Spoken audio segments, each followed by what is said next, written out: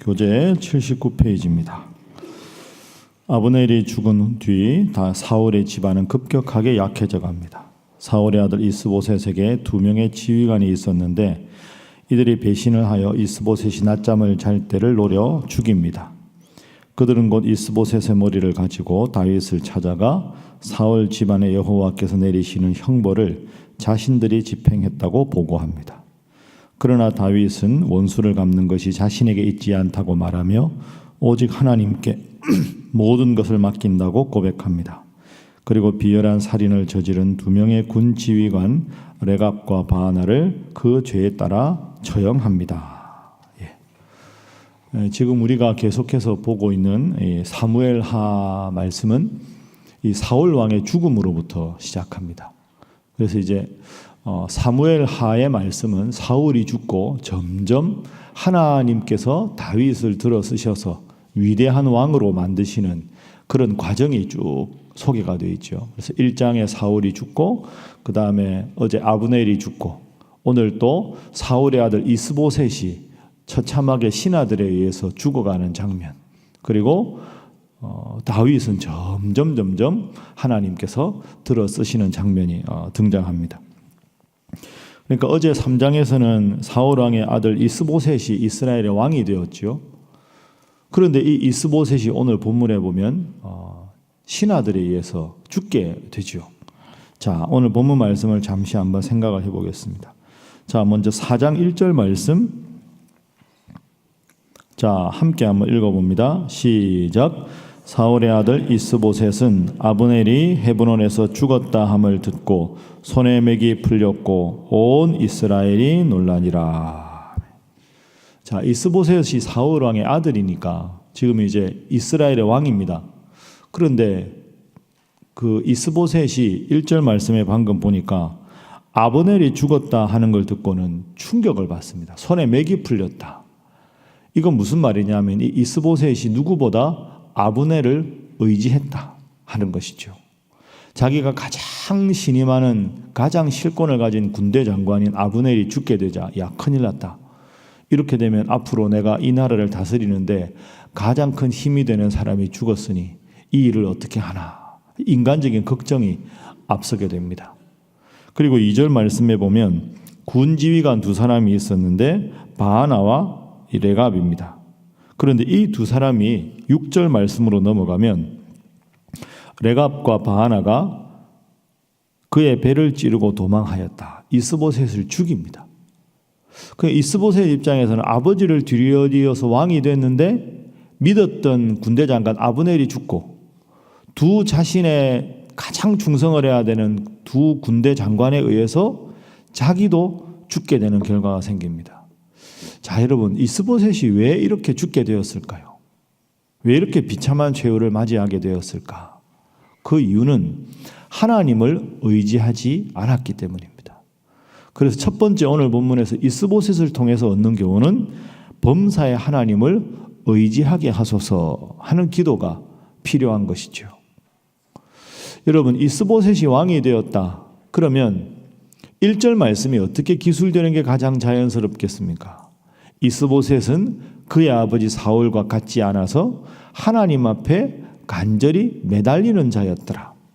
하나님 앞에 바로 선 자였더라. 이렇게 해야 하나님께서 이스보셋에게 복을 주시지 않겠습니까? 1절에 손에 맥이 탁 풀렸다. 왜 풀렸다고요? 아브넬이 죽었다는 소식을 들었으니까. 왕은 신하의 죽음을 애도하는 건 맞지만 손에 맥이 풀렸다 하는 표현이 우리에게 가르쳐 주는 것은 하나님 중심이 아니라 믿었던 신하 중심, 아브넬 중심으로 이스보셋이 살아가고 있었다는 거죠. 그러니까 하나님을 의지하면 하나님께서 다른 군대 장관을 붙여주시고 다른 충신을 붙여주시고 백성들을 생각하게 하시고 이렇게 해야 되는데 신하 하나 죽었다고 손에 맥이 탁 풀렸다. 그러니까 사실은 6절에서 그 신하들에 의해서 또 죽게 되지만 하나님 앞에서 신하들도 믿을 만한 군주가 되지를 못하는 거죠. 여러분, 우리가 쭉 다윗 왕 기사를 읽었죠. 다윗은 어떻게 합니까? 신하들을 사랑하고 존중하지만 항상 하나님 앞에 기도했습니다. 지난 주일날 설교 제목 기억나십니까? 묻고 또 묻고, 하나님 전쟁을 할까요? 그래, 전쟁을 해라. 하나님 부하들이 반대하는데 어떻게 할까요? 그래도 전쟁을 할까요? 전쟁을 하라. 항상 다윗은 하나님 앞에 묻고 또 물었습니다. 그 당시에 다윗 왕을 따르던 왕이 되기 전인데 따르던 무리들은 400명밖에 되지 않았지만 그 400명 무리들에게 다윗은 모든 실권을 주거나 의지하지 않았습니다. 자신을 따르는 무리들을 사랑했지만 하나님 앞에 늘 물었던 다윗. 이스보셋은 아무런 대가 없이 아버지가 왕이었다고 해서 저절로 왕이 되었는데도 그 고난을 주신 하나님을 잊어버리고 아브넬을 의지하고 다른 신하를 의지했을 때 비참한 최후를 맞이하게 되었습니다. 오늘 이스보셋의 이 교훈을 우리 스스로가 한번 새기고 항상 하나님 중심으로 하나님 의지하고 살아가시는 여러분 모두가 되시기를 주님 이름으로 부탁합니다. 자, 그것이 이스보셋의 교훈입니다. 자, 두 번째는 바하나와 레갑의 교훈을 한번 생각해 봅니다. 자, 방금 읽었던 5절 6절 제가 한번 다시 읽어봅니다. 브에로 사람 림몬의 아들 레갑과 바하나가 길을 떠나 볕이 쬐일 때쯤에 이스보셋의 집에 이르니 마침 그가 침상에서 낮잠을 자는지라. 레갑과 그의 형제 바하나가 말을 가지러 온 채 하고 집 가운데로 들어가서 그의 배를 찌르고 도망하였더라. 자신이 모셔야 될 주군을 이스보셋을 이 두 군대 장관이 죽입니다.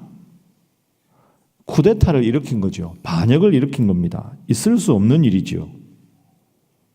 자, 이 바하나와 레갑의 교훈이 무엇일까요? 왜 이 사람이 이런 짓을 했을까요?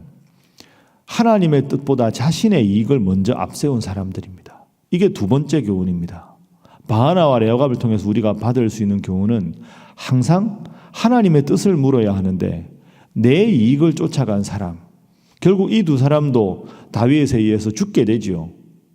주군을 죽이고 그러면 우리가 다윗에게로 붙으면 다윗이 상을 줄 것이다. 이렇게 얄팍한 인간적인 이익만 생각하고 움직이니 다윗이 이 신하들을 총애할 수 있겠습니까? 그러면 이 사람들이 이스보셋의 머리를 가지고 자기에게 왔다고 했을 때 만약에 다음에 다윗 왕을 죽이면 자신들의 이익이 되면 또 다윗을 죽일 사람들 아닙니까? 바하나와 레갑이 가르치는 교훈은 항상 하나님 앞에서 하나님 뜻대로 살아야지 인간적인 이익을 따라서는 안 된다 하는 것이지요. 자, 사무엘하 1장에도 이 비슷한 본문이 등장합니다. 여러분이 한번 사무엘하 1장을 떠올려 보시면 사무엘상 마지막 장에서 사울이 자살을 합니다. 부상을 입으니까 블레셋과 전쟁에서 부상을 입으니까 이게 너무 자존심 상하고 적에게 살해되었다 하는 말을 듣기 싫으니까 자신의 칼을 찔러서 자살을 하지요. 그런데 이 아말렉 소년 하나가 아말렉 소년은 그 전쟁터의 좀도둑이 보고 사울이 죽었다. 그래서 사울에게서 부산물을 가져다가 다윗에게로 갑니다. 그리고는 자신이 마지막에 사울을 죽였노라고 거짓말을 하게 되죠. 다윗이 어떤 반응을 보입니까? 야, 10년간 나를 쫓아다녔던 사울 왕이 죽었구나. 너 잘됐다. 내가 상을 내리마. 이렇게 하지 않았습니다. 그 자리에서 죽입니다. 아말렉 사람을. 왜 그랬을까요? 한 번 자신의 이익 때문에 배신한 사람은 또 배신한다는 거죠. 그러면서 사울 왕의 죽음을 깊이 다윗과 그의 부하들이 애도합니다. 자, 그 아말렉 사람과 오늘 이 두 이스보셋의 군대 장관이 보여주는 모습은 항상 하나님께서 주신 뜻대로 움직여야지 상황에 따라 자신의 뜻대로 자신의 이익대로 내가 이익이 될까 안 될까를 기준으로 살아가다 보면 하나님께서는 그것을 진노하신다 하는 것이 본문의 교훈입니다. 우리 눈에 당장은 이익이 보이고 손익 계산이 되지만 하나님은 그런 식으로 역사를 이끌어 가시는 분이 아니지요. 항상 지금은 힘들고 어려워도 하나님께서 원하시는 뜻을 묻고 그 뜻에 따라 따라가는 자를 하나님께서는 들어 쓰시는 줄로 믿습니다. 그거에 반대되는 인물이 바로 오늘 이 두 군대 장관입니다. 여러분은 오늘 이 교훈을 다시 한번 마음에 꼭 새기시고 범사에 기도함으로 하나님의 뜻에 따라 살아가실 수 있기를 주님 이름으로 부탁합니다. 자, 마지막 다윗에 관한 교훈을 한번 생각해 보겠습니다. 세 번째 교훈은 하나님의 일은 점진적으로 그러나 완전히 성취된다 하는 것이 오늘 본문이 우리에게 주는 세 번째 교훈입니다. 하나님의 일은 점진적으로 그러나 완전히 성취가 됩니다. 자, 여러분, 지금 사울 왕의 이 후예들이 점점 기울고 다윗 왕이 점점 득세합니다. 이 과정에서 다윗의 행동을 한번 보십시오. 다윗은 하나님 뜻에서 순리에서 벗어나지 않습니다. 다윗이라고 사실 생각해 보면 사울에게 10년을 쫓겼는데 사울 왕 죽었죠. 요나단 죽었죠. 그러면 다윗이 어떤 마음이 들었을까요? 10년간 지긋지긋한 도망자 생활을 했으니까 빨리 왕으로 등극해서 사울 왕을 따르던 무리들은 지도자를 잃었으니까 흔들흔들하지 않겠습니까? 그 용맹했던 자신의 부하 장군들을 시켜서 싸그리 죽이고 그럼 빨리 왕이 됐을 겁니다. 다윗 왕이 거침없는 독주를 막을 사람이 없잖아요. 사울 없고 요나단이 없는데 누가 막겠습니까? 거침없이 파죽지세로 밀어붙일 수 있습니다. 그럼 12지파 전체 왕이 되기가 쉬워요. 그러나 다윗은 절대로 그렇게 하지 않습니다. 1장에서 거듭 말씀드린 사울 왕이 죽었을 때 엉엉 울면서 저녁까지 금식을 하고요. 2장, 3장, 4장 넘어가면서 첩자를 파견하지도 않고 살해자를 데리고 가서 이스보셋을 저격하고 죽이라 그렇게도 하지 않습니다. 가만히 둡니다. 왜? 다윗은 하나님께서 왕으로 선택하셨지만 백성들의 마음을 아직까지 완전히 얻지 못했거든요. 그런 상황에서 인간적으로 밀어붙이면 여전히 다윗이 온 백성의 왕이 되기에는 부족하다. 가만히 있습니다. 가만히 있으니까 스스로 자중질환이 일어나서 이스보셋도 죽고 그 군대 장관도 죽고 아브넬도 죽고 한 사람 한 사람 자신에게 위협이 될 만한 모든 사람들이 스스로 자중질환이 일어나서 다 사라집니다. 그때를 기다리는 거죠. 점진적으로 하나님 일을 해갑니다.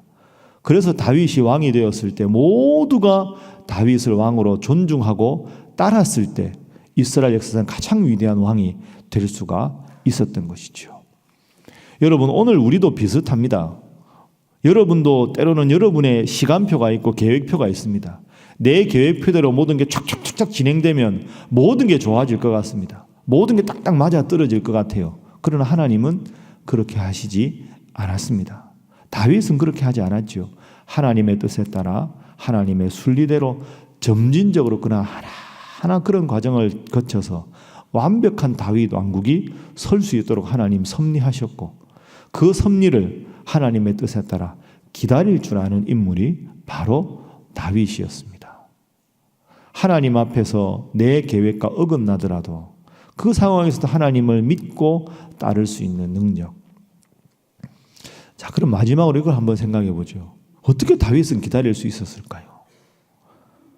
성질 급하게 빨리 밀어붙였으면 더 일이 잘 될 것 같은데 그것은 사울 왕의 박해를 받아서 핍박을 받아서 10년간 도망자 생활을 한 경험 때문입니다. 야, 내 뜻대로 인생이 되는 게 아니구나.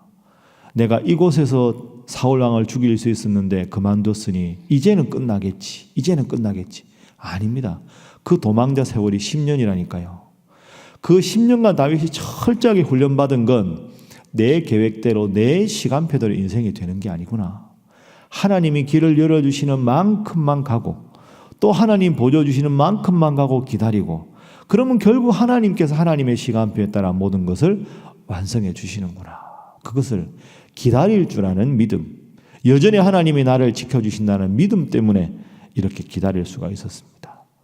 여러분도 간절하게 원하시는 기도 제목이 있을 것이고 앞으로 인생을 향한 계획이 있을 텐데 때로는 그 계획이 하나님의 뜻이 아니라 내 인생의 조급함은 아닌가 돌아보시고 점진적으로 그러나 완벽하게 완전하게 하나님의 때에 이루어 주시는 그 하나님을 믿고 끝없이 하나님 한 분 바라보고 믿고 기도하며 나아가시는 우리 사랑하는 새벽의 모든 성도들 되시기를 주님 이름으로 축복합니다. 함께 기도하겠습니다. 하나님, 범사의 하나님을 인정하게 하시며 하나님, 인간적인 모든 계획과 계산을 내려놓게 하시고 점진적으로 하나님의 때 모든 것을 이루어 주신 하나님만 믿고 나아가는 자 되게 하여 주시옵소서.